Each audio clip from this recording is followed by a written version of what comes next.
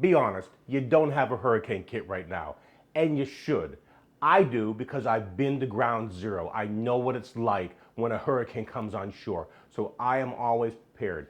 Take a look, I just got my stuff together to get ready for the season. I want to start with the basic, water. You have to have water. A gallon per person per day for everybody in your family for at least 3 days. Please, please, please make sure you have that. You want to have food, stuff that you can eat very easily. I have a lot of pudding. I love to have some beef jerky around whenever I can, canned tuna, and always an old standby peanut butter, okay? Just foods that you can eat easily, whether or not you heat them up, all right? You have to have food, you have to have water, and you have to have enough for 3 days.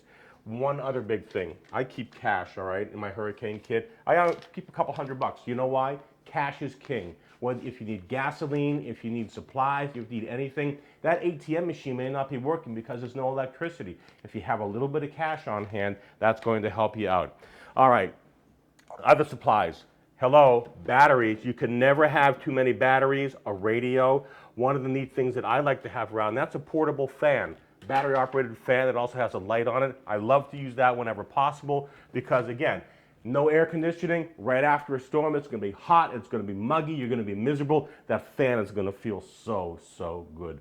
Those are the basics that you have to have.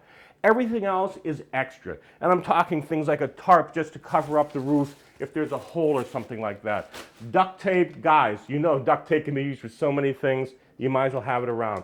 I have work gloves just to clean up. I have a clock radio so I can listen. I keep a pretty extensive first aid kit right here, and that's just because I know that in a hurricane, after a hurricane, there could be all kinds of problems. So I keep as much as I can to help everybody out. And that includes mosquito repellent and also includes sunscreen. You have to have that.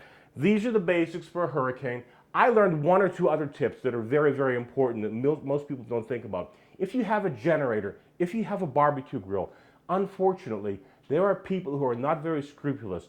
While you're sleeping, that may disappear. So what I learned to do, I get a chain and a lock, and I lock that stuff up. I lock it around a pole, I lock it around a fence, something so it doesn't disappear. I learned that in Hurricane Charlie because people were losing their generators left and right. And another thing I like to have is a crowbar. I don't know how many times I've seen people use it to pry something open or move something when they needed it to clean up after one of those storms. And that's basically it.